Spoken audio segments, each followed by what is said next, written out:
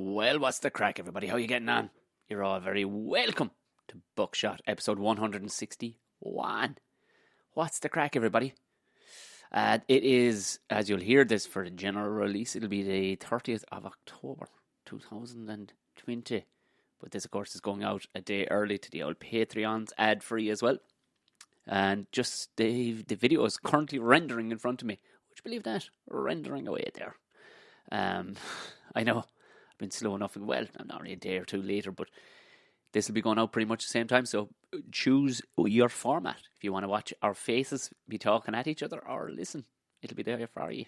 There you go. Yeah. So if you want to see the video, it'll be only up there on the Patreon page exclusively for Patreons.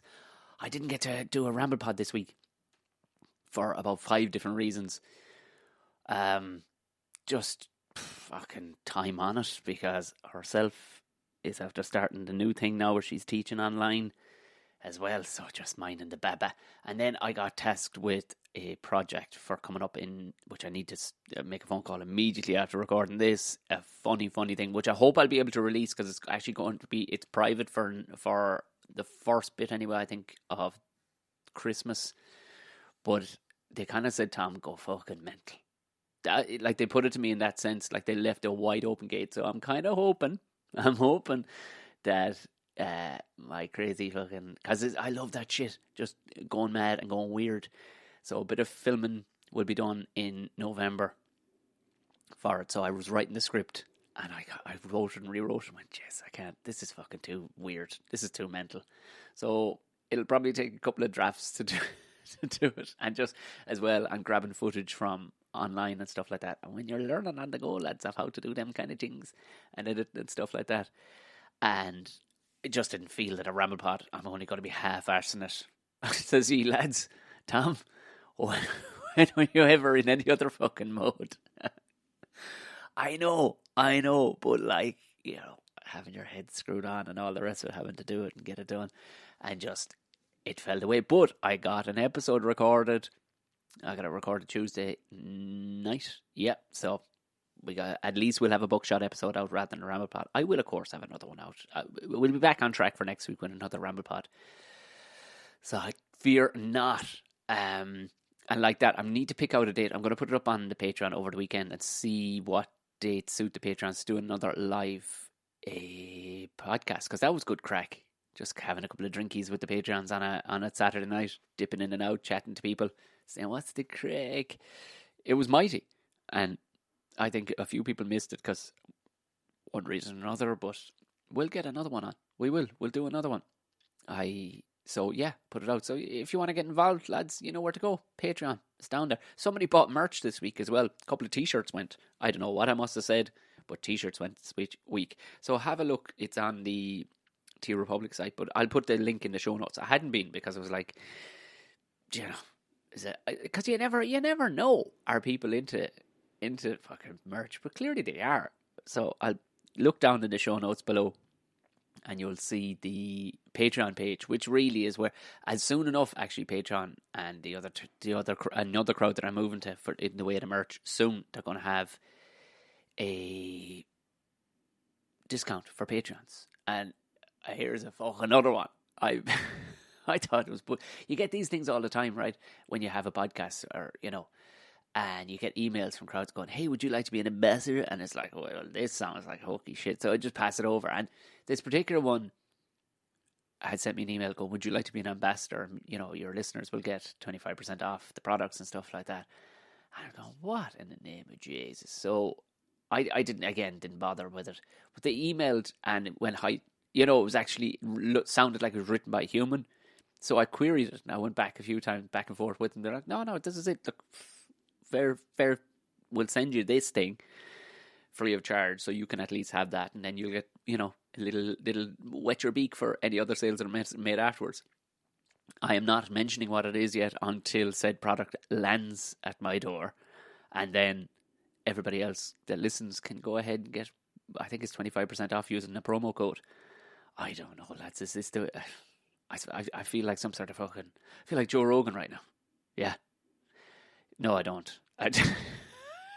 Jeez, people are getting pissy with him during the week. Oh, Lord. We'll talk about that in the next Ramble Pod. I've a lot of interesting messages I've been getting from people. Kind of, everybody's so antsy and tense about the American elections and stuff. I'm going, I couldn't give one fuck right now. Are you fucking joking me right now? I couldn't give a fuck about any elections we might even be having. I couldn't give a fuck. Do you know what I give a fuck about? Fucking grub. Can your average person fucking afford their grub this week? That's fucking top of the list. Let's top of the list. So, oh, just people with time in their hands. Ow! Now I'm very excited because I've been singing these Boyz praises for weeks now, and it wasn't actually planned in this way. Like we said, we'd do it at one stage, and then I just bit down and said, "What dates?" I gave the lads a bunch of dates. Turns out Tuesday night worked perfect to get these Boyz on. Of course, I heard of the Monster Fuzz podcast first through the guru himself, Gordon Rochford, of those conspiracy guys. And Eamon, I knew Eamon. Eamon had been, actually, we have an episode coming out, I think, on those conspiracy guys pretty soon. So we were actually on it together. And we were trying to remember, did we even see each other? Because when you do a 6-7 hour podcast, your brain goes into a melty place, especially with Gordo, because the foot does not come off the throttle for 6 hours, 7 hours, 8 hours even sometimes. Like, I think that one ran to about 7 hours. You know what I mean? And your brain's pouring out your ear. And I genuinely couldn't, neither one of us could even remember, honestly, we couldn't have stood in court and put our hand on a Bible and said we knew each other. We'd met each other. But yet, we'd spent fucking most of a day in a room, just the two of us with Gordo. That'll tell you the intensity of it all. So we did know each other. And then I listened to the three boys. They were on, Gordo jumped on one of the early ones as a swap cast, I think, just, because it's right up his street as well, talking about monsters and all the rest of it, and, mythology and cryptids, as they call them. I never knew the word cryptid before. It's another word for a monster, lads, just in case anybody listening to this was exactly like me and had never heard that word. I mean, I'd heard of cryptic. I never heard of cryptid. So a cryptid is a monster of sorts, but it wasn't all monster chat. It was just a lot of fucking bollocks and between three blokes.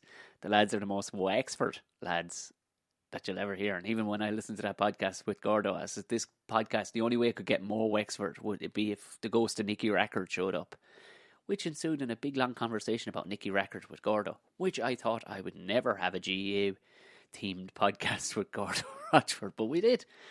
Turns out there's an interesting mythological story about 12 hurleys that came from an ash tree that was struck by lightning. I need to know more about it, honestly, on that one. There needs to be a podcast somewhere done in relation to that, or some sort of Knights at the Round Table will dance, we are able. So, that aside, we had fucking powerful crack. And this is, Zoom is grand and fucking lockdown, we're getting through it.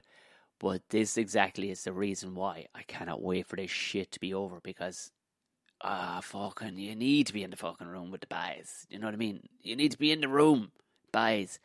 Either it's fucking supping tea or supping fucking drink or smoking Dubensteins, whatever you're into. Yeah, fucking, there's a visceral fucking, we need to be able to fucking give a fella a hook in the shoulder or an old fucking hug or a rub of the head, and this was only after this I was like, fuck, this could have been a fucking 3 hour fucking crack fest, you know what I mean, of just biblical proportions. But at the same time, we had fucking mighty crack slagging each other back and forth. Bit of mullet chat, bit of fucking everything you can imagine in the way of Wexford. I enjoyed the shit out of this.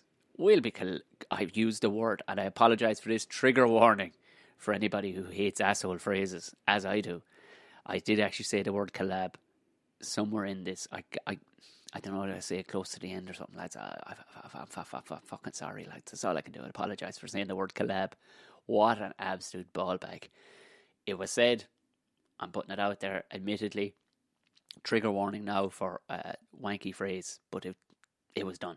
It was done, and I can't take it back. I could delete it, literally delete it out of the file, but I'm not going to. I want to lay bare a knobby fucking phrase, which does not fit in with how good crack the whole fucking podcast was.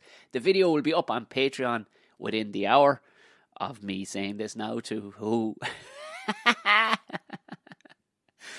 I've lost my fucking mind. This might be the new way the podcast is going to go. It's just Tom absolute. I'm delving down a hole, lads. I am delving down a hole of fucking insanity, where I'm talking to squirrels. I know nothing's new there.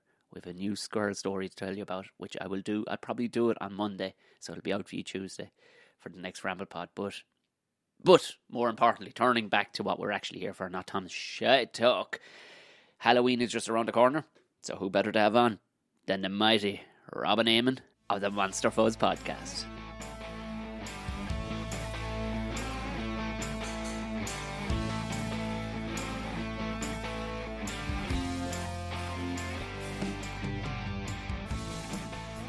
So, this weekend, with lockdown and all the rest of that bullshit, the no trick-or-treat, no putting together some cobbled heap of shit just so you can go to the pub dressed up like a ghoul.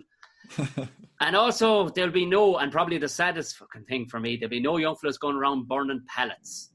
Yeah. But, guys, what we have for everybody this weekend, given the spooky vibes of it all, are the two monster boys themselves, Rob and Eamon of the Monster Fuzz podcast. Well, lads, what's the crack? What is the crack, Tom? How are you getting on? How are you, Tom? Good to be here, bud. Lads, that's one of the most professional fucking intros I've ever done in my time. That's cool. We try and bring out the professionalism, you know. Normally it cuts in somewhere between us going, I know, yeah, and the size of the hole on that cunt. Yeah, and that's where people normally join us mid-flight in the conversation. But I figure, because you have a bit of order to your podcast, like you have your poems. Am I saying it right? Yeah. Poems. So we have poems. We have like a format, I suppose. And now it didn't start like that though. It literally began as like, let's just start talking shy and seeing. And I'd occasionally just throw Eamon some random curveball. Like I'd get a kick before I recorded, knowing that Eamon wouldn't know what was going on. And then so Eamon, improvises as well. He's better than me at improvising. So then he'd come back at me with songs and all that type of shit. So it's good fun, Yeah, so we're back and forth. We're like we're like the Men in Black, and he's the Tommy Lee Jones, and I'm Will Smith trying to keep up with him, That's kind of it, John. Just hold in there, Tiger. Stop fucking calling me. Because the first, Eamon, we've done podcasts together with the great and powerful fucking podcast maestro himself, Gordon Rochford. Actually, I think I get 10 cents every time I mention the two words Gordon Rochford. I've mentioned it this many times on my podcast, but I've kind of no choice really. But it's the first time I listened to ye properly as Monster Fuzz, I switched. He had obviously reposted it. He was on with you in one of your early ones. And I remember reposting going, this is fucking dynamite. Nothing better than hearing Gordo's accent get stronger and stronger. Yeah. But I went, this podcast couldn't get any more fucking Wexford unless fucking Nicky Racker's ghost showed up in the middle. That's the cool thing about it, because like I don't think as many, when I first listened to Gordo doing his thing, I hadn't heard that many, like I knew that so many people were listening to this Wexford accent for the first time and they'd never really been exposed to it. And I love that about Gordo, that he just doesn't give a shit. Like, it's fucking exposed. Like it's got a fucking overcoat down in the main street. He derobes himself in front of someone.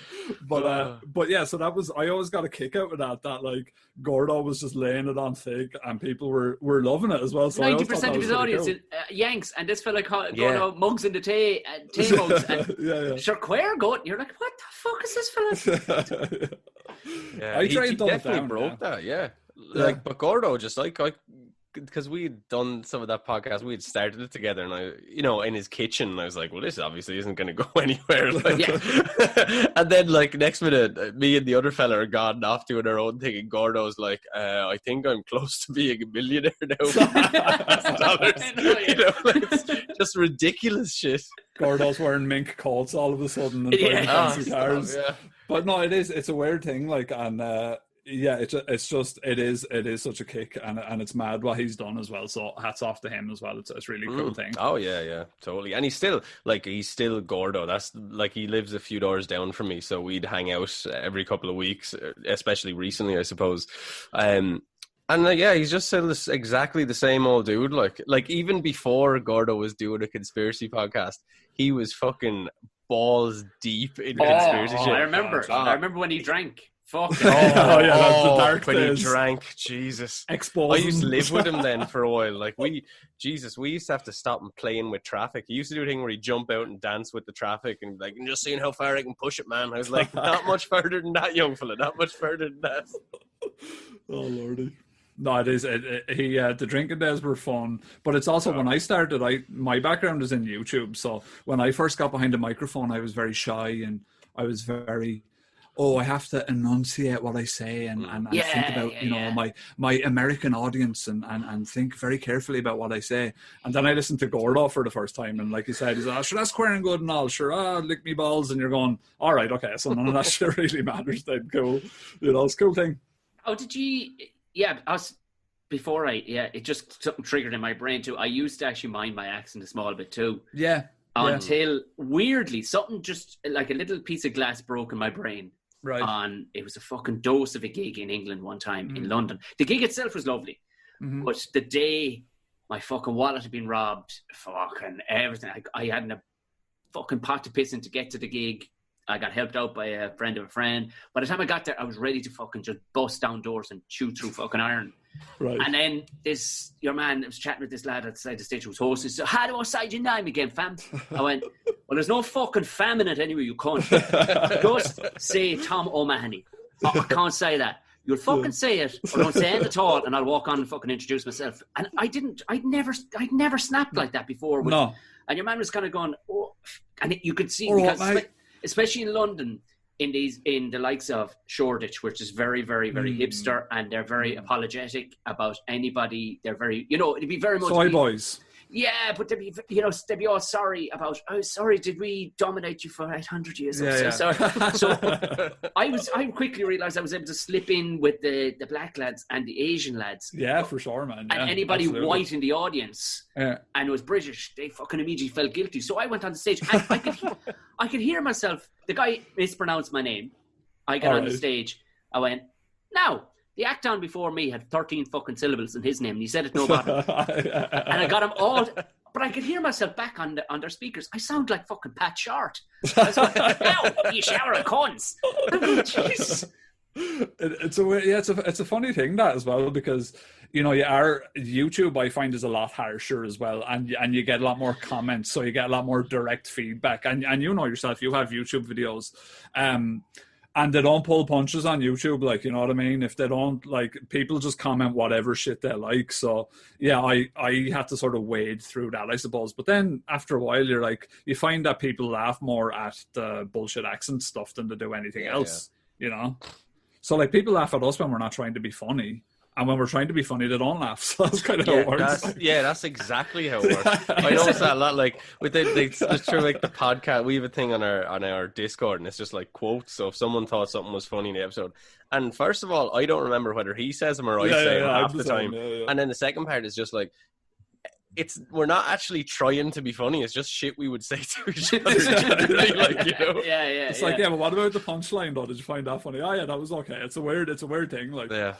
I suppose you're in people's lives too with the podcast a small bit more than a performance of any sort, really. You're either in the car with them or you're on the bus or the train. So they're in there, and they have to be in their own little world. So they're kind of in our little world. And I don't know what I was doing on the Ramapad. I was talking about some lad, some judge who got caught with a fucking penis pump. Firing away like on the job. In the job. Nice dedication. Do those things work, penis pumps? No, I don't think so. Wouldn't need one.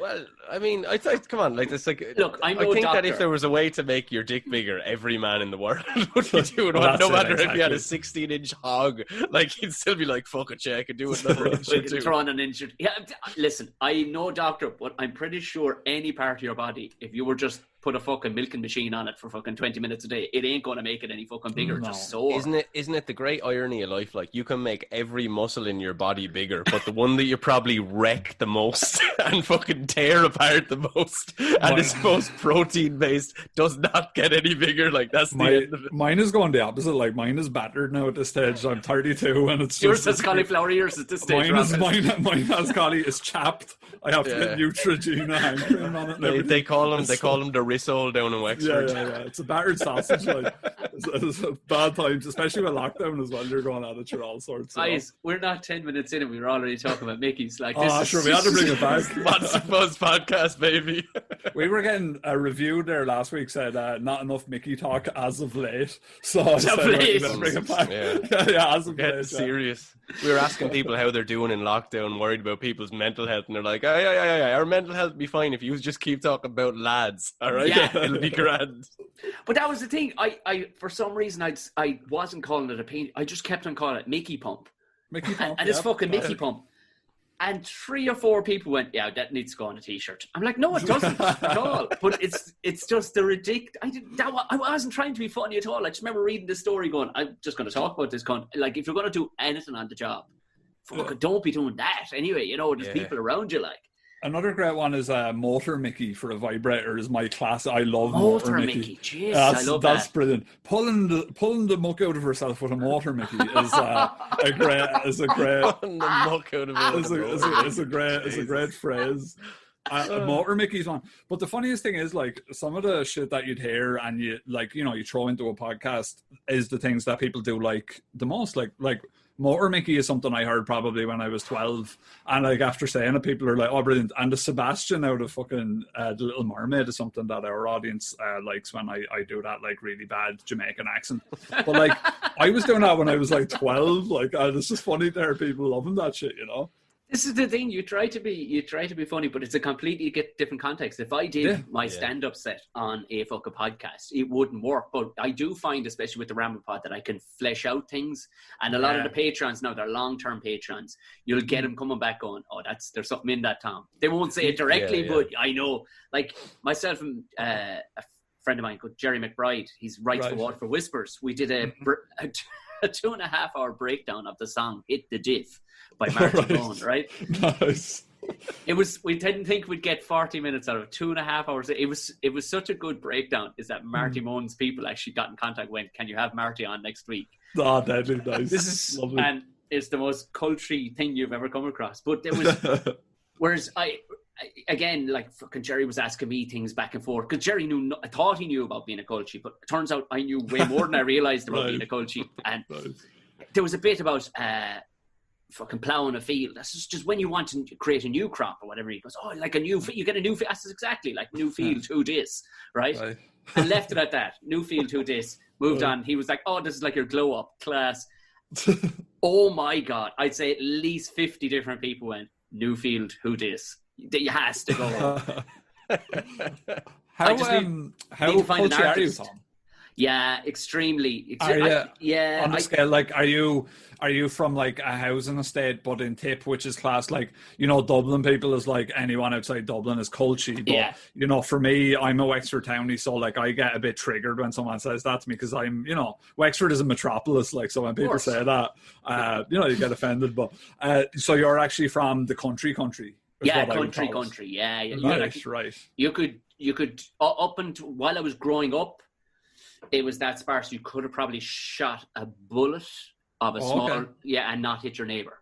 You know what I mean? My granddad actually lives in an estate in town and sometimes shoots his 2.2 rifle out in the back garden like a complete fucking joke.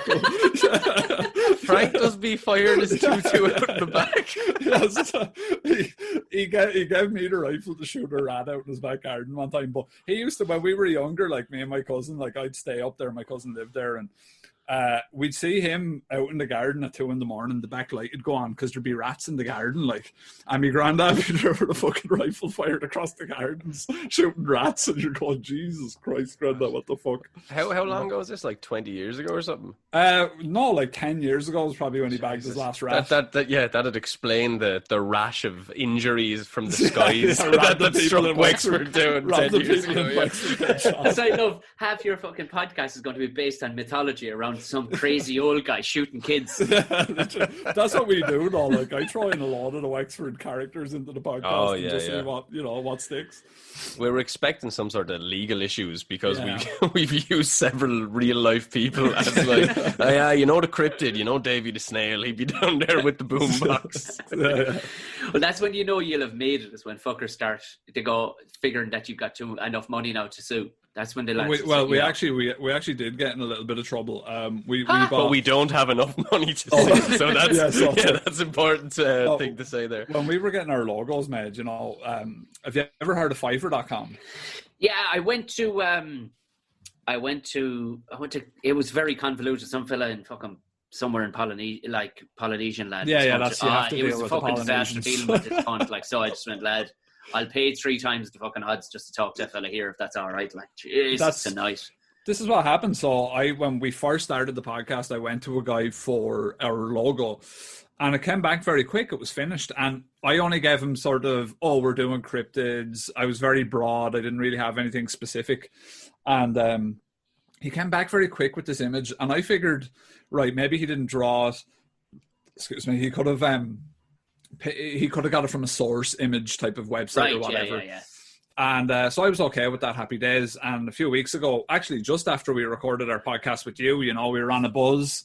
And we were like, that went great. Brilliant. Yeah. I went downstairs to make a cup of tea before we started the next one. I checked my phone, and it's this guy, like, it's the artist of the original fucking work. Fuck. Yeah. And he was actually really nice, and eventually actually let us, he just said, you know what, actually, you can use the image. I've talked to the person that I leased the artwork to, because it was on the cover of a fucking book. And and he both of them came back to us and said, no, it's cool, you know, we actually like that you're spreading, you know, the cryptid stuff and blah blah blah, so you can use the artwork if you like. And I said, no, I don't feel comfortable with it. And again, it's one of them things, further down the line it might come back at you and bite you in the hole. So I said, nah, you know what, and we just got a new one off some different Malaysian guy, so that's going to end well. No, like, you're right that they were super nice at the end, you know, when they found out that we had paid for it. We showed them the receipts and all that shit. But I loved how he started it. Like, there was no, like, it was just like, you don't know me. He was like fucking Liam Neeson, you know. And actually, Liam Neeson shit. And I watched that again recently, and the most unbelievable thing about that movie, never mind an aging Irishman fucking tearing lads apart, the most unbelievable thing about that is that an 18-year-old girl in 2008 is trying to follow you two around the world. Like, it's what the 18-year-old girls. Anyway, that's neither here nor there. But yeah, his thing is like, you don't know me, but it looks like you know my work, or you're familiar with my work. And like, it was something like, and we were just like, I don't know what the fuck you're talking about, player. Like, sorry, like. What? But Taken is actually in Enniscorthy, a place in Wexford. Taken is used for when you get jeered and you're like, you know, someone gets one up on you, you would say to them, you're taken. Means like, oh, you're pissed off, or I got you with that one. You'd say, okay, yeah. You could do an Irish adaptation, like an Enniscorthy Taken, where like some lad's daughter gets taken. Some lad's daughter gets shifted at a teenage disco, and he has to chase a lot of lads around Enniscorthy. That might be a film. That would be a good movie. I'd watch the shit out of that. The Tracy's Hotel, is that the one they have in Enniscorthy? Yeah, it's like, it's going to be like the Nakatomi Plaza in fucking like, this is hyper local Wexford for you right here. Well, anybody I ever met from Enniscorthy, if they weren't a weed dealer, they were consumed so much weed. Oh my god. Oh yeah. That's that. You're 100% bang on the money there. Really? 100%. Absolutely. I know a few lads from Enniscorthy, and they are mad for the weed. Sure, there's nothing. What the fuck do you do in Enniscorthy? Like, hey lads, I lived in Bunclody for 6 months. Did you? By myself. Yes, it's a sadomasochist on your own. Over the winter, I was building a golf course down there. I was the only English-speaking fella. I had about fucking 42 Lithuanians. Oh, really? One lad could speak a bit, and he could speak when I fucking was signing his book on a Friday to get paid, whatever. But Jesus, I got fair good at darts, I'll tell you that. I just fucking savage darts up in Bunclody, lad. Myself and this traveller lad used to meet up on a Thursday just to fucking hang out and just play darts. Like, it was just that sounds like Bunclody as well, to be fair. Like, that's another place. Wexford is full of really weird places. Like, Gorey at the minute has the 4th highest incidence of COVID in Ireland, and Wexford is like really low. So like, there's loads of matches. Enniscorthy was the same. I messaged the lads up in Enniscorthy. I was like, what the fuck are you at up in Enniscorthy, lads? But like, the cases are through the roof in those places, and I don't know what the fuck there is to do in them. They haven't heard of vitamins in any of those places, and their immunity is fucking terrible. Like, I thought vitamin D was supposed to help, and you're the sunny southeast, you fuckers. You should be absolutely buzzing. Just throwing COVID at your face is going, go on. They all have them like sea shanty diseases like scurvy and all that shit. Yeah.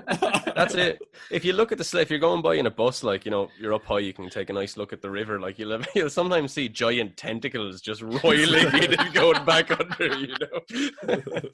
It's the Kraken, fucking Kraken.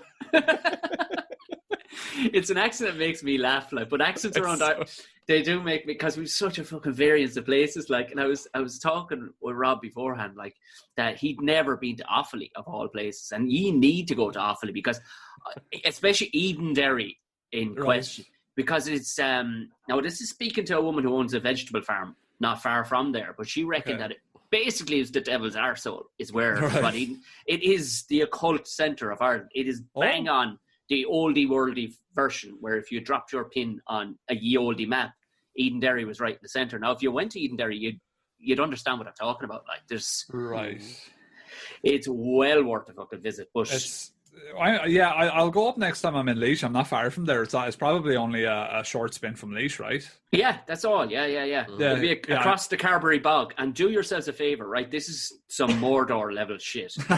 Have your Google Maps on, right, while you're driving from Portlaoise to Edenderry, and you'll drive across what's known as the Carberry Bog, and it's just this fucking tarred road up and down. But it's like green fields and boom, this line of scorched earth for like 5 miles. It's the most eerie shit spooky. As your car is moving into it. It's bogs eerie are scary, shit. Man. Bogs are like I was up in Laois and I went through a bog up there and I was like, this is a fucking depressing place. Like, it's all bleak. You're always expecting to see a fucking, you know, one of them bog bodies, or that scene in Lord of the Rings you were referencing where they're in that dead marshes and there's all these fucking dead elves in the water. It's all spooky, them places. You know, but that's you wouldn't, of course. You've good land down at Wexford. Yeah, we have arable pasture. Yeah, we're good, man. Strawberries everywhere. Strawberries galore. Strawberry fields forever. You know, that's about Wexford. That song's about Wexford. Yeah. So when did the decision? Was it over a couple of fucking Zoom pints or something? Going, here, boys, lad, we better put a podcast together because we know too much about monsters and shit. Too much. Just too much falling out of my head. I've been trying to get a podcast going for a long time because I really like the format. I think it's fun. I think there's a bit of an unknown buzz with a podcast as well because people can't see you, so you can play around with the audio a bit, and it's fun. Like, it's a good crack, you know yourself, sure. And obviously, Eamon had done Gordo's. So I had actually tried a few times to get a podcast off the ground with different people, mates of mine and whatever. And, you know, they just weren't like, they were kind of, you know, whatever. And I suppose for a random person who's never really done anything like it, they wouldn't be too into it. But Eamon had been into it, and me and Eamon love mad shit. And we've, you know, we've been friends for like, I don't know, 15, 16 years. So it just, when I said it to him, he was like, yeah, I'd be up for that. And then... Yeah. It was lockdown that was the catalyst, because I'd say I probably said it to him and maybe a year and a half ago, just threw it out there. Like, but, you know, I had a lot more free evenings in lockdown because, like, I used to do things like Brazilian Jiu-Jitsu and things. I won't call it BJJ this time. So I used to do things like that in the evenings, didn't have the time. But now, yeah, it's really fun, man. It's one of those hobbies that I'd recommend to anyone. It sounds cliched. Everyone should have a podcast or whatever. Really good way to distract yourself and just get your head out, like, and that was kind of it, really. As far as I go, Eamon, I don't know where Eamon was on it. Yeah. I just remember the first lockdown, I went back to Wexford for a couple of months because I would have been stuck up here in Dublin, not being able to go more than 2 kilometres. And I think it was because the new Final Fantasy VII game was coming out, and Rob picked it up when he was doing shopping for the old pair for me. So he popped it across the house and we were just chatting, and he was like, do you want to just do like podcast on monsters and all? And I was like, yeah, probably. And it went that's from the most there. 14-year-old sounding thing to say to another lad. That's me and Eamon. Yeah, that's me and Eamon. Sure, suppose. Sure, I suppose. Yeah, it was so like, you're just staring at our Nirvana t-shirts, and I was like, how do you make the tears on your jeans look so good? And he's like, you have to naturally let it happen, man. So look, do you want to do a podcast on monsters or what? You know? Yeah, I just got to get rid of this hickey first, like, just... Actually, by the way, while I remember, your mullet is coming along very well, and I might have to join you. It's outrageous. I need to. It was good, and then herself she goes, come here. The other last Saturday evening, I think, or Friday evening, and she put her hair straightener through it. And sure, lads, it added an extra 2 inches to it. It did. I didn't need any Mickey pump on me hair. Yeah. Maybe that's what the judge should be doing. Man, never mind scorched earth, scorched Mickey. That's No, looks good. I like it. Yeah, I couldn't help it. I put a picture up on Watch Me Go. It's because it's such an asshole of a haircut. It's like it is. It's the best. It just basically says "fuck y'all." Yeah, I'm looking for shit. And I was that one of the last gigs I did. It was in, I think it was in Galway or whatever. And I said it. I went. There was a full house. It was like 110 people there. I went. There isn't a woman in this room wouldn't for an hour love to have a fucking mullet. Yeah. And you could, the general consensus throughout the room was like, yeah, fuck it. I wouldn't mind having a mullet for it. Yeah. My dad's been rocking a mullet for I would say nearly 10 years now. Yeah. He was like just a normal enough looking dude, retired from teaching, and now he looks like Colonel Sanders from the fucking KFC thing. Has like a real long sort of beardy sort of a thing. Big long mullet. Loves to. He either wears cotton pants or he'll wear like a waistcoat with a pocket watch and all like dressed up, or he'll just wear like cotton pants and he'd go around the place looking like a little fucking. Are you sure he isn't about to open Jurassic fucking Park? But literally, he's not far from that. He looks, and I always see him around town as well. Like he looks like a mixture of like Theo Von in 40 Years with like Karl Marx. Yeah, Jurassic Park and a bit of Colonel Sanders mixed in. We have like this give you an idea who my dad is. My dad has a Karl Marx music box on the fucking dresser in our kitchen, and he has a bust of Vladimir Lenin. He's like he loves a bit of socialism. Apparently, when he was a young lad, he used to go around in a big SS army jacket when he was like 19 or whatever. He's a mad joke. He used to have a beard down to his knob and everything, and teach out in Nigeria. Like he's a cool dude. Eamon's dad is a cool dude. He's not having his own fucking podcast. He should absolutely. He should absolutely. He should. He does. He writes loads of poetry and stuff. Poems. Poetry. He doesn't like it when I improvise after he reads them out though. It's not like a Rob, so I don't get away with that.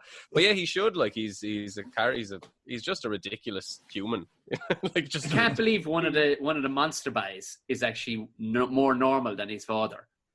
Yeah, we're both more normal than that. Yeah, we are actually very much. Your dad's another fucking weirdo. Yeah, completely. My dad, same shit. My dad was like a London, lived in squats in London. He's English and he was a punk, and he was used to go around with fucking Cure here and all that shit. He's a complete lunatic as well. So we were always living in the shadow of lunatics, me and him. And so maybe Monster Fuzz is like this is where we get our eccentricities out, you know. I think it's like my dad was a lunatic who got sort of me ma's like the da whisperer, so she just like broke him down, you know. She charmed him. She charmed him, you know, like a snake charmer with like a little flute. But then I think your dad my dad couldn't be tamed. Your dad couldn't be tamed. Yeah. My dad could not be tamed. He was gone off the reservation. Big time. I think when I look, my own wife, she pointed out, she went, "You're like, I know I'd be living in definitely." Do you remember in Napoleon Dynamite? Do you remember the uncle Rico, that lived in the van? That would be me, like, you know. Still looking at a mountain going, Jesus, you should have seen me back in fucking the school's final in 99, man. I bet I could fucking kick this ball straight over fucking the Galty Moor right now. Like, just living the dream. But the same, my old lad, like that man could have actually sort of been around 10,000 years ago. Oh, really? Yeah. He's just... That's cool, though. I like that shit, you know. The old one, like, has refined him some bit, but even still to this day, like, if he was left for long enough at home, he would be just foraging out the back, just going, "There's for fucking food, whatever," you know, just and eat the same thing for the rest of his life. Like my grandparents, like my grandmother only passed away recently. She was like 98. My grandfather's 99. Oh, good. That's good genetics there. They ate maybe 4 meals. That's it. Yeah.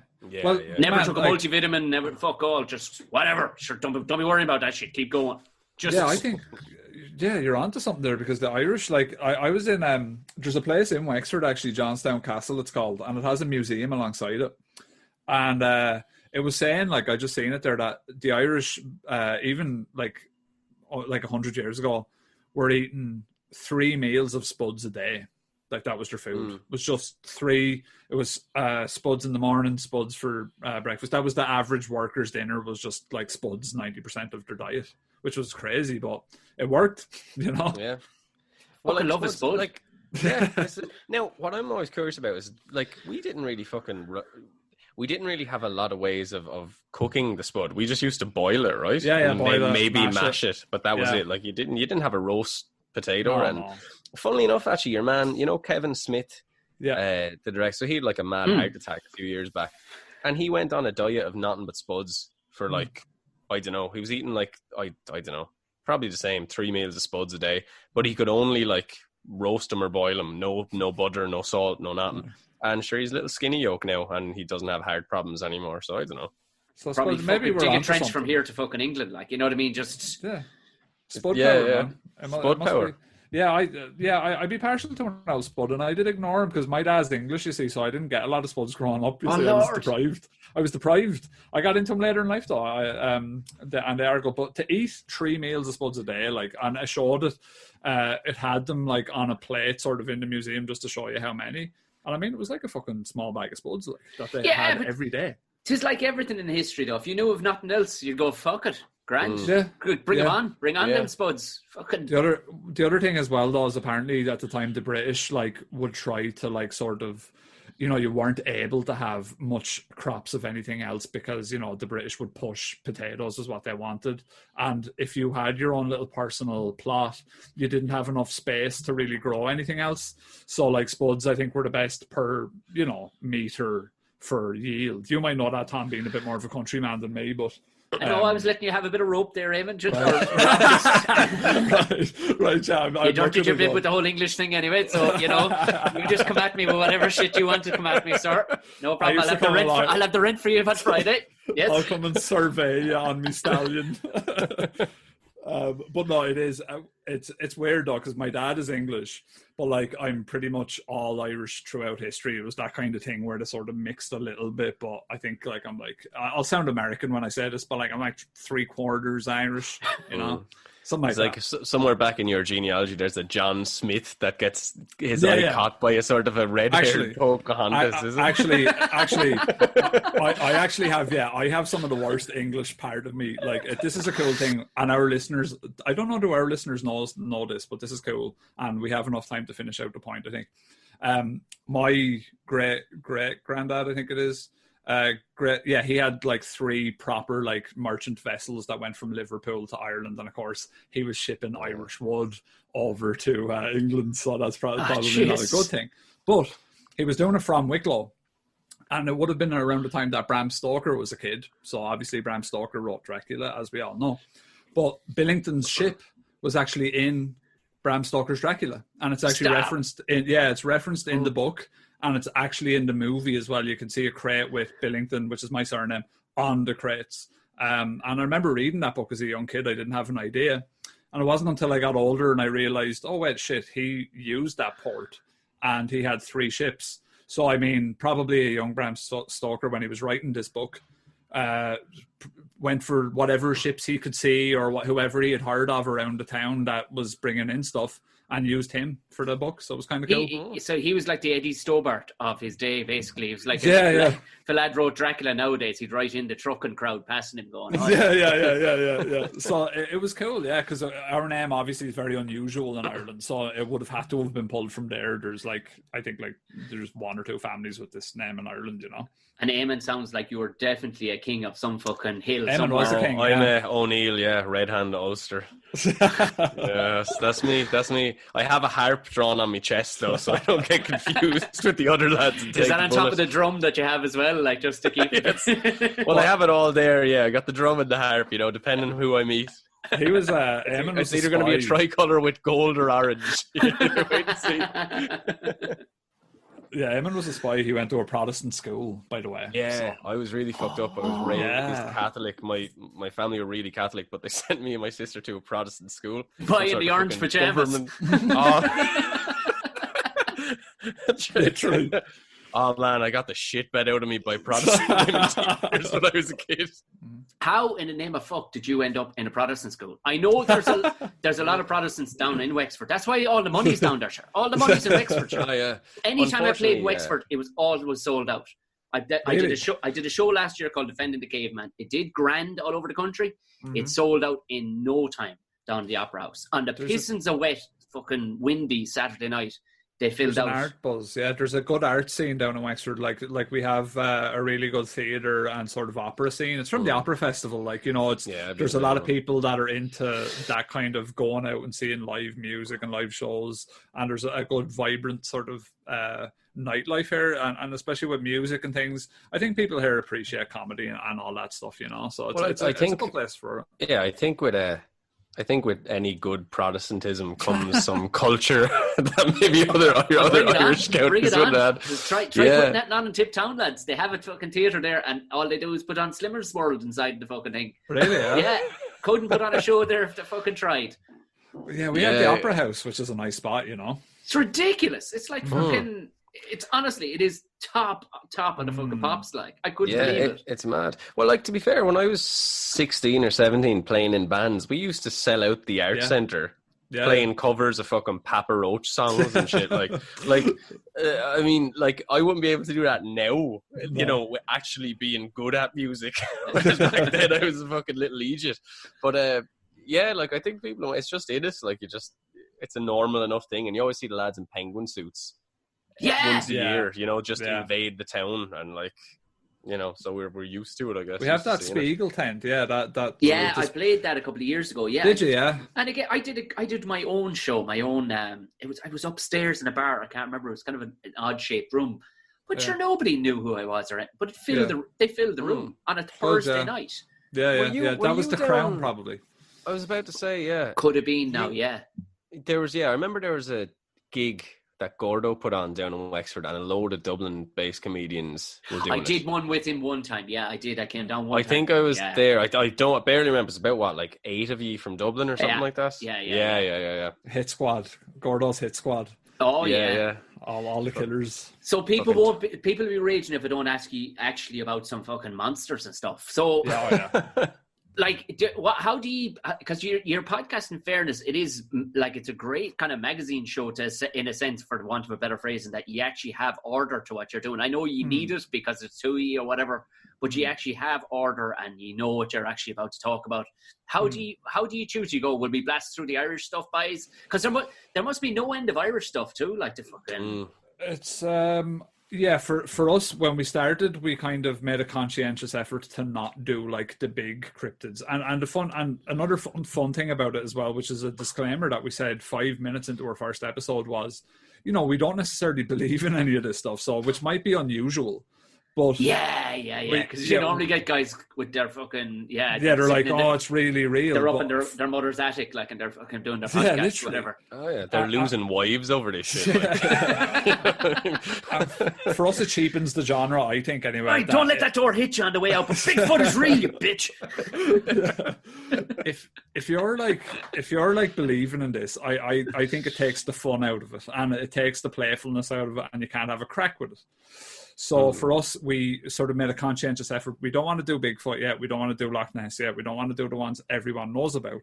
And then after that, there was no real plan. Eamon did what he liked. I did what I liked. Sometimes we might sort of say, because we do an episode each. We don't actually split each episode. So Eamon will say to me, I'm going to do an episode on, you know, whatever. And then I do the same.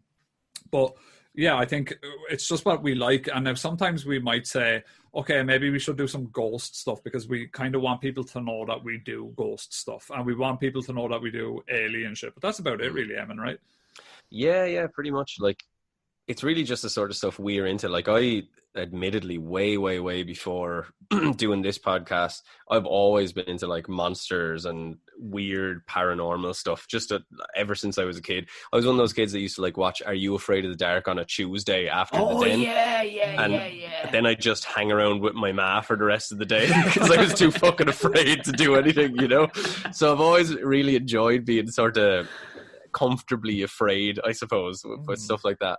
So yeah, for us it was just like like, man, I listen to a podcast called Sasquatch Chronicles, right? Which is like, I swear to God, it's like the biggest fucking series out of it. I know, it's mad. It never ends as well. Like the Sasquatch Chronicles, it's just fucking like, let's just say it's like Morpheus giving you the red pill or whatever. Like you just, because you're like, oh yeah, big hairy chap in the forest.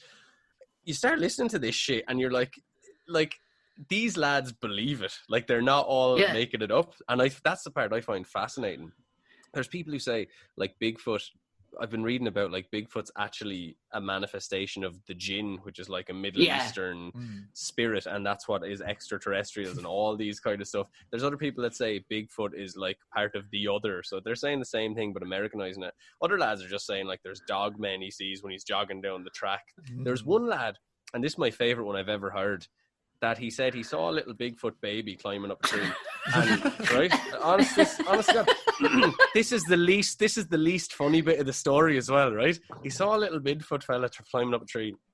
And then this like 6 foot tall Bigfoot woman came out, and she had like blonde hair all over her body. And your man, he has like a southern accent. He's like, I gotta say, you know, Wes, I mean, she was pretty damn hot, you know.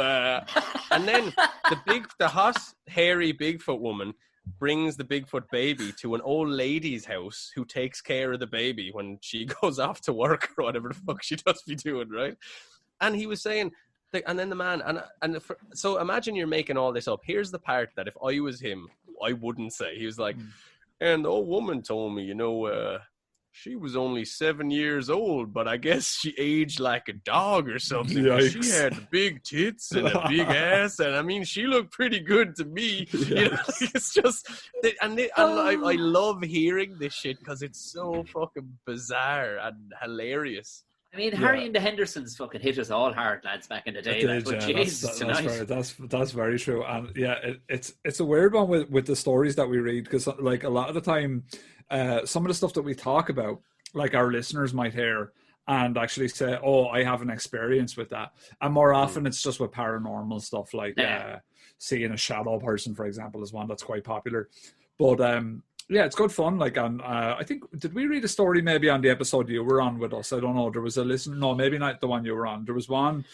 I think it was Keane was on an episode with us, and it was a long story about people seeing ghosts and stuff. So for us, it's kind of like all of these are characters almost, and it's like a Marvel thing. You know what I mean? It's like fun. Like they're like comic characters to us almost, and you know, and it writes itself. Then it's funny without even having to try, really. You know. Have you gone rooting to a point? You know, because you have to do a bit of rooting on whatever you're talking about and a bit of investigation. But have you gotten?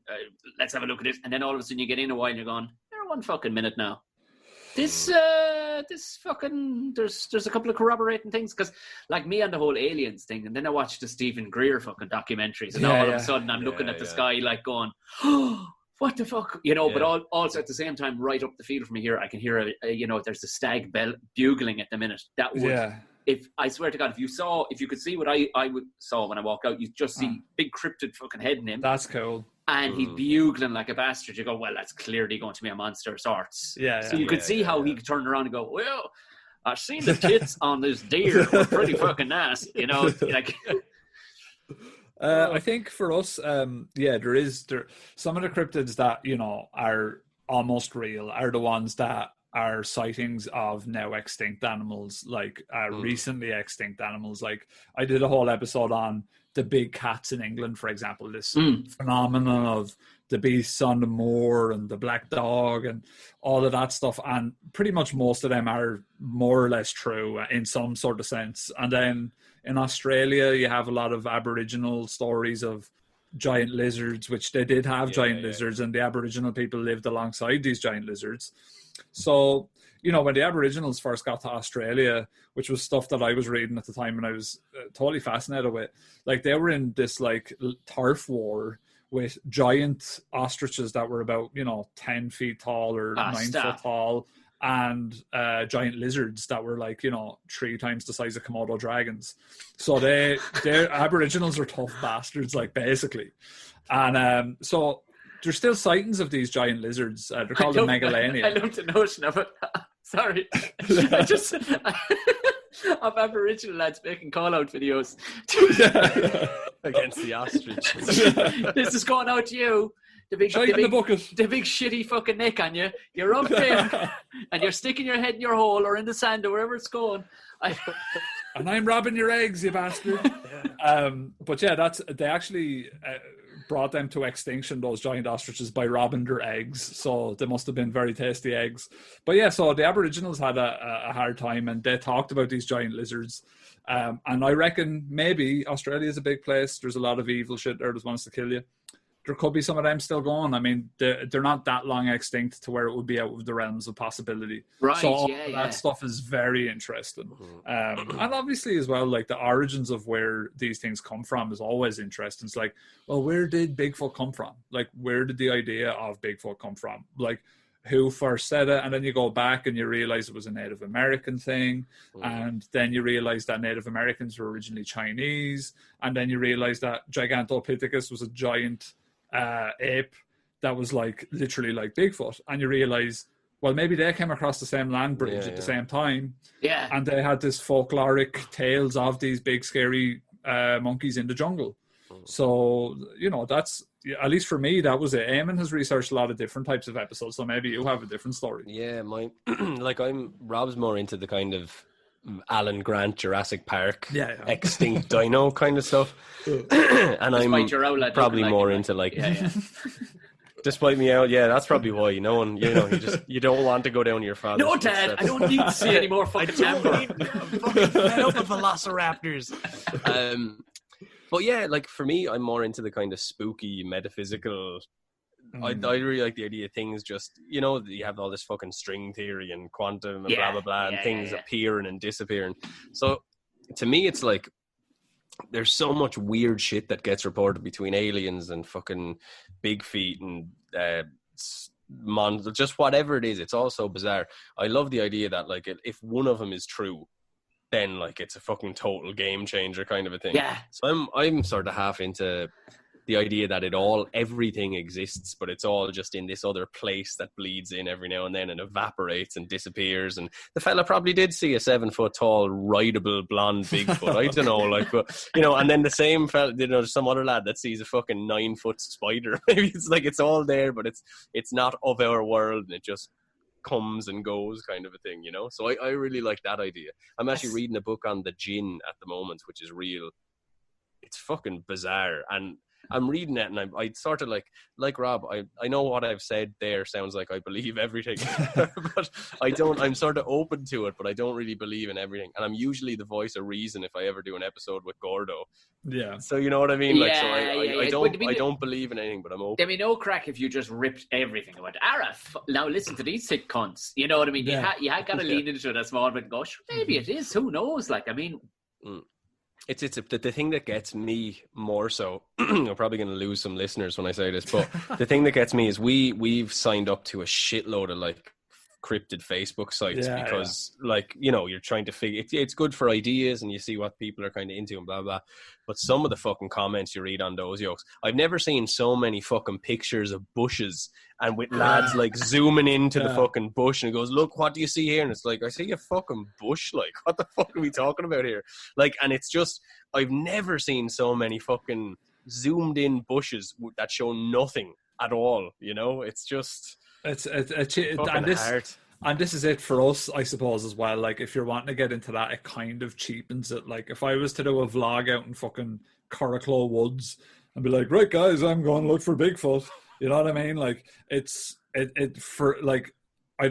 we more have fun with it, I think. And there's a lot of the Irish ones are really funny. And like Eamon was saying about the places opening up, there's a lot of that we actually did, it's a bit of a plug, but this week's episode is a Samhain episode, a Halloween episode, and it's all about sort of the origins of it in Ireland. So there's actually Halloween kind of came from the belief of Irish people that it was this type of liminal space, which is what we always say on the podcast. It's like our trademarked word.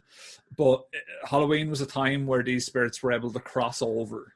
And they also their world into ours, like. Yeah. And they used to dress up as these spirits, like the kids did, which is where the whole dressing up idea comes from. So, we think of it as a load of yank shite. We're like, oh, they're just dressing up, like, because, it was some Hallmark type of idea, or some guy made a load of masks in the 50s and said, here, dress up.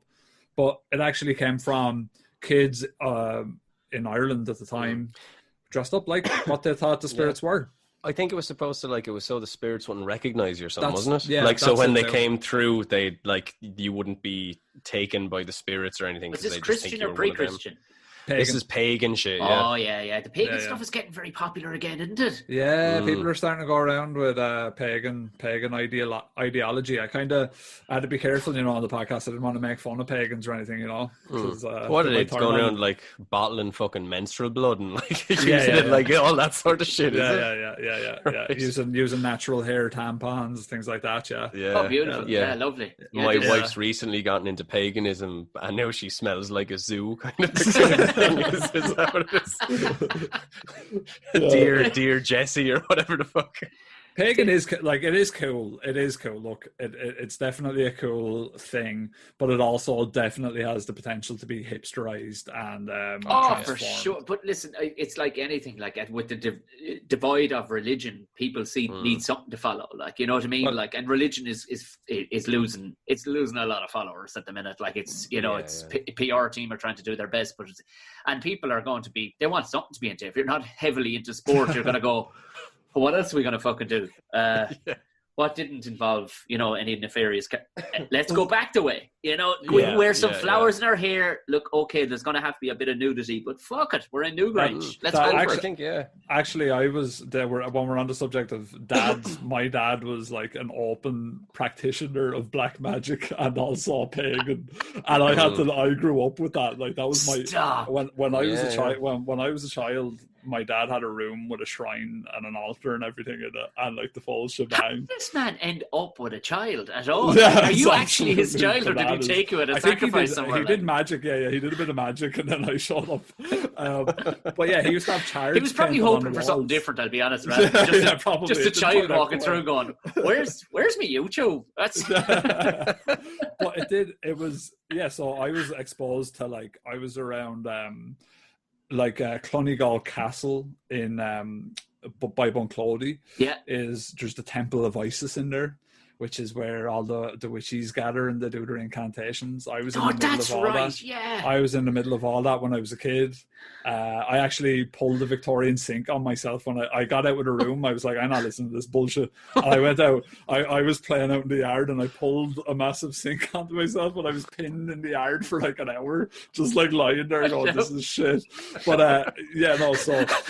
I would have loved to be your teacher when you come back after fucking summer holidays. Yeah, I got crushed by a sink and I'm a witch now. I got sent home like in senior infants, right? And this will just show you what kind of dad I had, because this did not come out of my mouth. I got sent home in senior infants or something like that for not joining my hands when they started to pray, as we did at the start of class. Everyone joined their hands. And the teacher asked me, like, Robert, why aren't you joining your hands? And I said, it's all a bunch of superstitious nonsense. And then I was sent home. So obviously I didn't come up with that shit. So I was put in my head by someone. Yeah, but yeah, so I had a quite unusual, bizarre upbringing as well. So yeah, it was good fun. Oh, Eamon bounced out. We've lost Eamon. He's back in it. Well, I'm just admitting him there now, so hopefully he'll be back. Okay. Yeah, he's in Eamon lives in an Ewok village, so sometimes he does have problems with this. There's two Eamons. Yeah, there is. We have two Eamons in the With two Eamons. Do you know what? And you have. Can you see the other Eamon? There you are. Oh, I did. I was. Yeah, I could see the other Eamon there. I think that would be a talent in itself. You know, when you freeze on Zoom, is to freeze in a cool state, because nobody ever freezes in a cool state. Just to actually freeze through a bust, like, just up the distance nicely. I was kind of considering throwing on. I have like a Spider-Man mask. I was considering about throwing that just to fucking freak everyone out when I came back. Oh lordy. But it went like hell then, like the Samhain. It's like, how did that stick about? But the other mad shit we were probably doing back then didn't stick about. Like, how did the Christians let that through? Like, I think that a lot of it would have been like, let's appease what is the stronger beliefs, I suppose. I'd say that, well, we know very well that the Catholic Church was cute enough. Oh, yeah, So they probably knew that there were certain holidays that were very important. And Samhain originally was basically a celebration of the summer crops, and you would bring the crops in, you would bring the cattle in, and the warriors would come home because, as we talked about in the episode, you only fought in the summer. So the warriors used to come home in the winter. Cute horses. Fighting in muck and shit, like, you know what I mean? And so they brought them home and then fed them and celebrated the yield, I suppose, of the summer.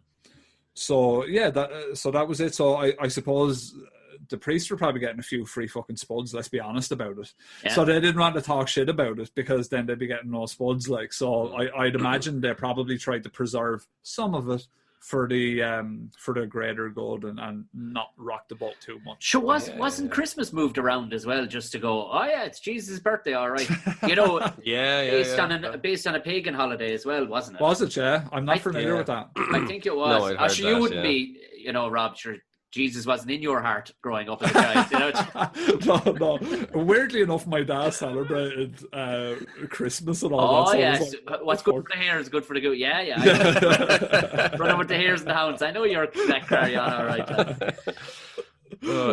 But yeah, it's funny what you were saying there about the Catholic Church and the PR and everything.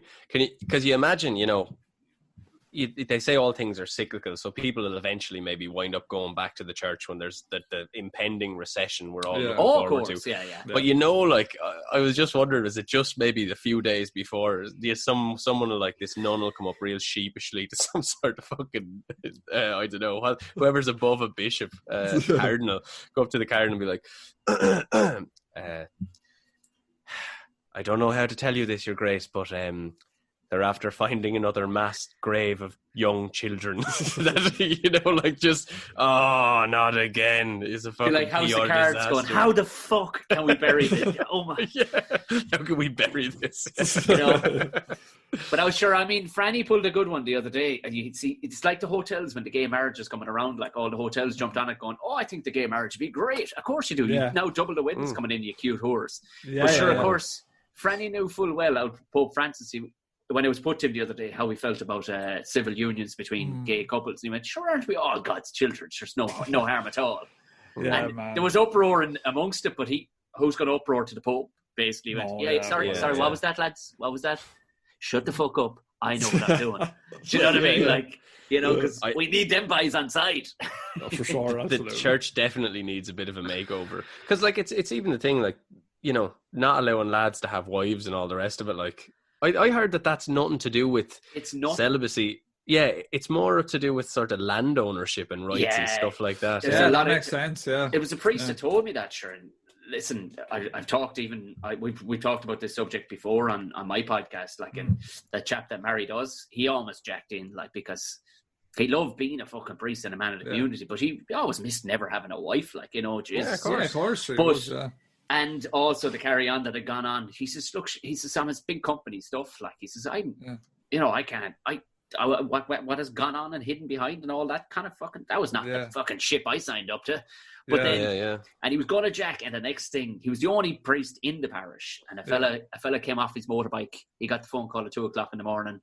Right. He used to go out, give the guy the last rites, and he's there, the guy dying in his arms, and he's going, right, if I don't fucking do this, who the fuck's going to do this? You know what I mean? And he's a good bloke for the community. But I remember years ago, there was a chap, he was fucking brilliant for the local GA and the girls' GA and stuff like that. And bring it on the place. He's a very modern fella, but far too good looking to be a priest. Oh, he's a sexy priest, does he? And then, sure, the eye got drawn, sure, and he had to, he packed the whole lot in, because now apparently he's teaching theology somewhere, all right, because he likes to keep a foot in, like, but sure, I mean, the women, like, you know, he couldn't.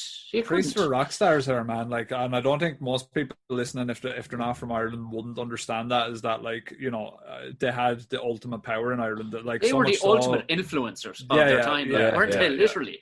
Yeah, they were Instagram influencers. They were getting free bottles of fucking Herbalife and all that shit. People were sending them fucking knickers and all.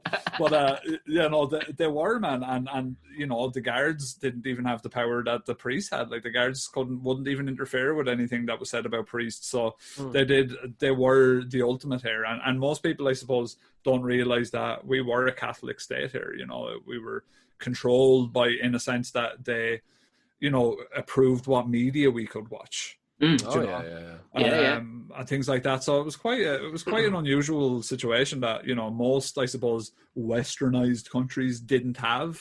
So I think we're quite unique in that way. Well, I think the big problem for Ireland is that we went from being extremely, extremely religious to hardcore pornography over the weekend. We just went like super, super religious, and then all of a sudden there's lads fucking dropping unsanctioned blasts on young ones' faces on the internet. You're like, all right, I think I need to go to confession now. But sure, that's the Irish. That's the Irish all over in. We're fast fucking learners by when it comes to things, isn't it? Like we had the pot to piss in, and then all of a sudden the Celtic Tiger roared around, and we're all going skiing. Do you know what I mean? Like, yeah, that's true. Bags of Coke, Tony Montana. Coke. You know what I mean? Like, lads putting jacuzzis. Lads in fucking Roscommon have jacuzzis, like, you know what I mean? Lads on building sites with pet tigers. Serious? Yeah, not too far off that. I tell you what, the biggest thing for me watching that show, The Tiger King, was that I didn't know that all this time I could have had a tiger for $2,000. I was fucking disgusted when I found that out. Right now with this mustache and haircut, I could have 2 husbands. Now, I could have 2 husbands. That and a little bit of meth, because you know, how delicious must meth be? Like, to say 2 straight fellas decide to go, fuck it, go on, I'll marry you. So there's is it Louis Theroux? Someone had an episode on meth, and I know Louis did one, but somewhere they talk about like why is it that like people on meth are so hypersexual, but it is just a thing that when they smoke it just gives you like a crazy boner and you just want to fuck everything. So like I think Joe Exotic knew this, and he was sort of like, well, you know, I'll give him a bit of meth, and it's kind of like you're drugging someone, I suppose. And that was his like his in, I suppose, excuse the pun. But yeah, it was meth is just the one that gets everyone sexy, man. You're going to drop trow if you smoke a bit of meth. You drop your teeth as well by the looks of things. They go quick. Lord. Yeah. He has a lovely mouth now, though, to be fair to him, you know. He got a new set of Delphi, right? Yeah. Oh, he's rocking it. It doesn't seem to help your. It doesn't seem to help your fucking gun safety either. Like when the young man shot the head off himself, I was like, because I don't think that he meant to do it. He's just like, hey, look, I'm having the crack. But you're looking, you're smoking meth and riding a lad with tigers. Things were going all right. Bar the riding, things were going all right. He had his own, whatever machine guns, whatever quads. He was jagging a couple of birds on the job, just to level the books. Do you know what I mean? And there's tigers and fucking monkeys everywhere, lads. Things weren't going that bad, you know. Sodom and Gomorrah in that place it was though. They're up to all sorts. I do love your man's chat up line. Like, he used fucking Ron White's chat up line on him, going, "Do you like them big old dicks or those little dicks when you watch a porn?" He's like, I suppose now that you're asking, Joe, I suppose a big old Mickey's all right to look at. It's like, well, you ain't that fucking straight. Now get in the bedroom. You know, like, I suppose when you put it like that, go on. That's weird because people loved him. Like, if this was a chat from them, they're all like, no one would like him. Do you know what I mean? And there is plenty of lads like him in Wexford, and they're not universally loved. But it just goes to show you, you know, if you get any Egypt and get a good camera crew and present them in the right way, like, people will love him. Like, people were defending Joe Exotic and wanted him to get out of prison. It got to the fucking president of America. Yeah, crazy. Do you know what I mean? Where his son was like, sure, I'll look into it and see what the old lad will do. Like, you know, the horrible fucker was killing tigers and burying them. Like, you know what I mean? Just executing them. Yeah, just because they weren't worth fuck all once they got too big. Like. Yeah. A horrible bastard. And he's like, I never understood his one line. Like, every time they get for that little video or whatever, they'll cut it out, or they cut him, and he'd be standing in the middle of a lake with some dynamite and going, "I'm Joe Exotic, and I'm about to blow up this shit, and I'm gay." He just got the gay thing in everywhere. It's like, that's the least interesting thing about you right now. Yeah, literally. Like, that's an uninteresting footnote now, to be honest with you, Joe. It did certainly add to it though, didn't it? Like, it was like, all right, so hang on. So this fella's addicted to meth. He's got giant cats in his property. He fires guns like it's his last day of the fucking Fifth Amendment or whatever. And he's rogering lads left and right. And then not only that, but he's now tricking them with drugs, like honey dicking these lads with methamphetamines. Like, Jesus. Did we mention he's got a mortal enemy just over the fields? Yeah, that was fun. Who may or may not have fucking like murdered her husband. Yeah. Yeah, she was pulling off a smooth one. It beggars belief that more and more of these things about America comes to the surface. Like, because, all through the 90s, we were watching TV shows and stuff like that, and it's picket fences, and it's amazing. Everybody's loaded.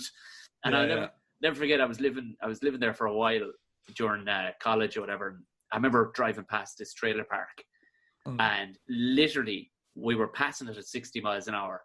And I thought it was the way they were all in so tidy and everything. I went, sure, and by the side of the road, and it wasn't like, down in fucking Gorey, or down in the sunny southeast. This is in the middle of nowhere. Right. So I knew it was. I said, there can't be a caravan park. They must be selling them fucking old things.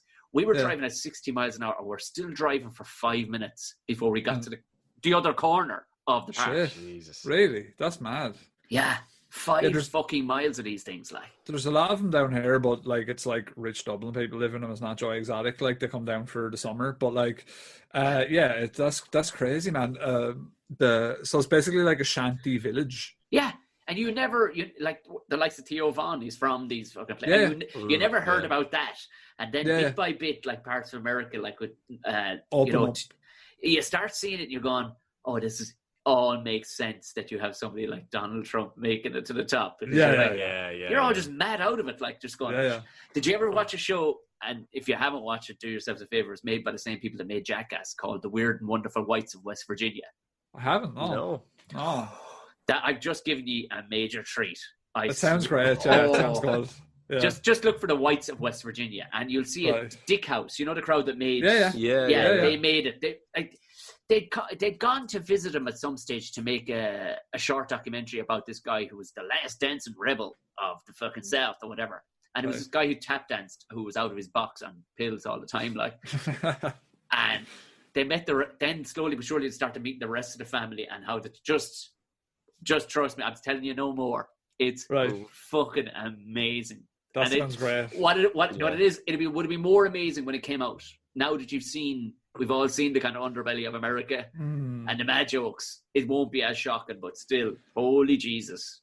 Did you see that clip in the new Borat with the fucking, was it your man from New York? Oh, Giuliani. Yeah, did you see that clip? It's fairly creepy. And he said he was just trying to fix the fucking microphone wire in the pants or whatever. Yeah, that whole situation was just dicey all around. There was a cryptid in his fucking pants. That's what was going on. There was a cryptid or something, yeah. Well, what is it? Your one, Borat was saying she was 15. Yeah. His daughter's in the movie's meant to be 15, but she's like 25. Yeah. It's like the Chris Hansen type of vibe, It's he basically set it up like that. Man, I went through a fucking that's brilliant. A while where I was just watching those. Yeah, it's like, why did you come to the house if you were just gonna tell her that it wasn't a good idea to meet up? And he's just like, I mean, I respect women. I think it's important to be.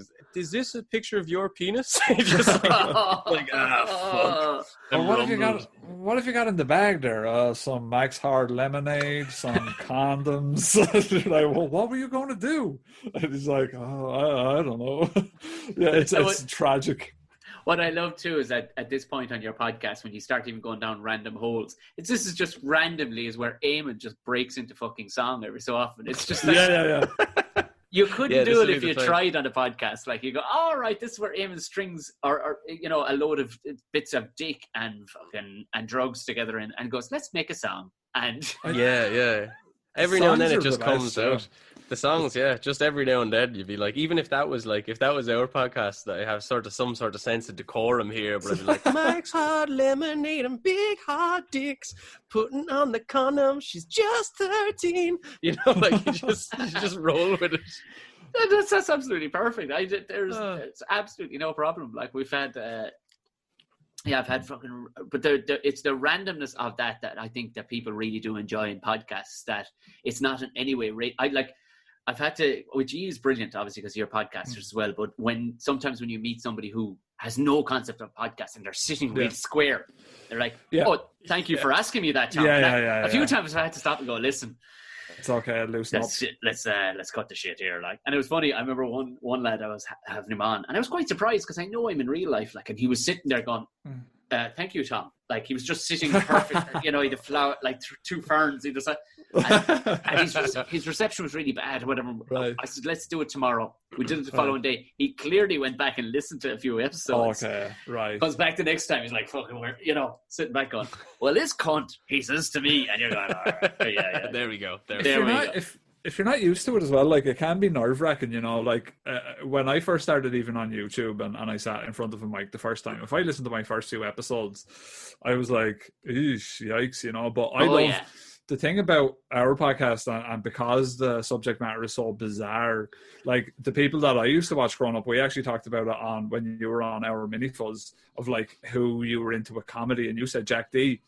For me, it was Vic Reeves and Bob Mortimer. Brilliant. So like when they had Jack D on Shooting Stars and they were doing that kind of surreal humor, like that's my favorite shit. So I love that off the wall, and they did a lot of like making up names, silly songs. That's all kind of stuff that I like. So like for me to put that into a podcast is just the right crack, because like Shooting Stars, I went back and I rewatched Shooting Stars recently. Fucking hilarious. Even still to this day, man. To get that commissioned, because even when I'm writing a thing for a performance that's coming up soon enough, like, and I'm going to do because I want to go mental with it, like, because they have a lot of tech and everything, and I'm just the person I'm sending it to. I don't know how can their brain see what I'm seeing, like, you know what I mean, and like that, like, how the fuck did Vic and Bob sell that? Like, you know what I mean?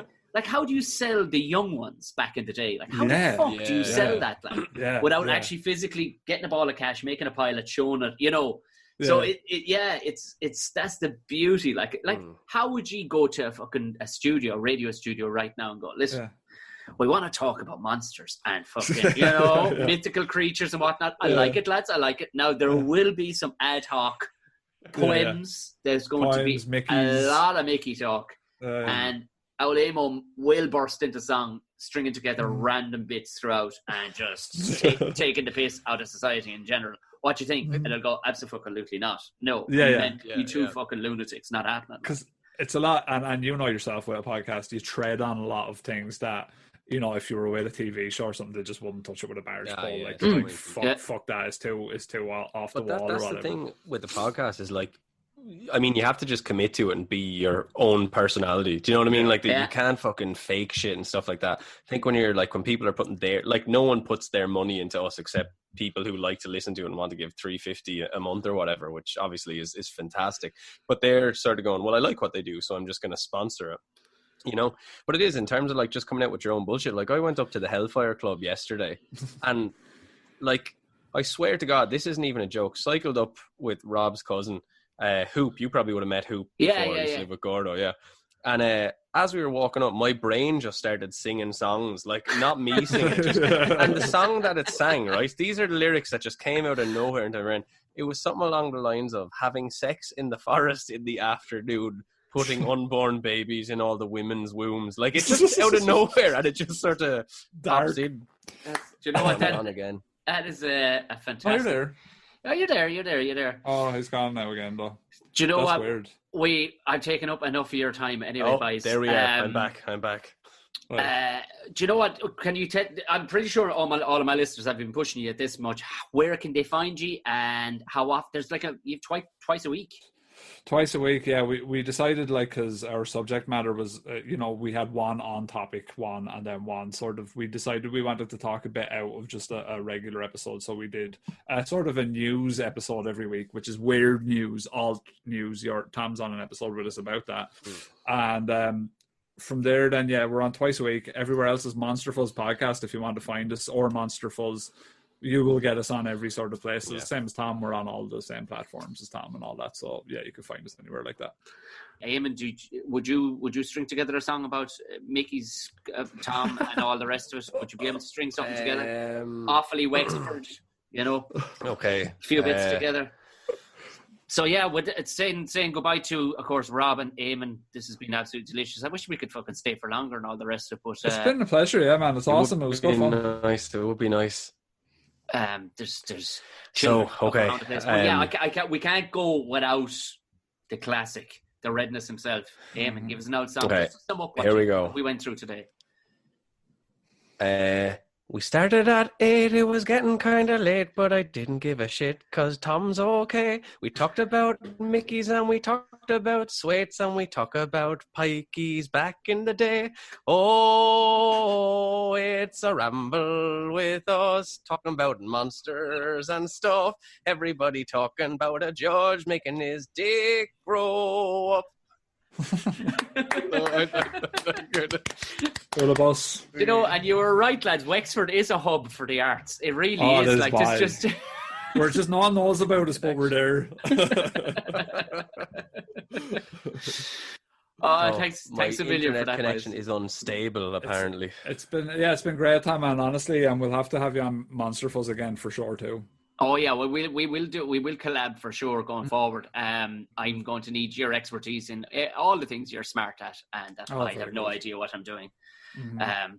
So, boys, Ihawa, Ihasawan, have a lovely Halloween, boys. See you later, man. Take it easy, Tom. All the best. Thanks. And my thanks again to the boys. Follow Monster Fuzz podcast wherever you get your podcasts. You know the crack. Get on board. It's well worth it. They've got bags of extra stuff too, so you know what I mean. Get involved, show the love. You know the crack, everybody. The Patreon is there, the merch page is there. Just look down in the show notes if you want to contribute to the show, and you get a little something back for yourself in the way of like extra footage. You get this ad-free stuff. Get on board. Want my face all over your products? Fucking go for it, lads. Absolutely fucking go for it. Failing all that, do us a favour, if you are listening on Apple Podcasts or whatever platform you're listening to that allows to have a comment or a review section, give it the old 5 stars and give it a fucking lovely comment. It'd be nice. It's just showing the love, you know what I mean? On top of all that, why not just put it in a nice little envelope, slip it under your mother's door, spray with a bit of fucking hand sanitizer first, and she'll have a lovely podcast to listen to. That is not how podcasts are handed around, just in case anybody's going, is this a new format I'm talking about? Nah, I'm just fucking losing my mind. Have a lovely Halloween weekend, everybody. Enjoy yourselves, and I'll talk to you again next week. Good luck, God bless.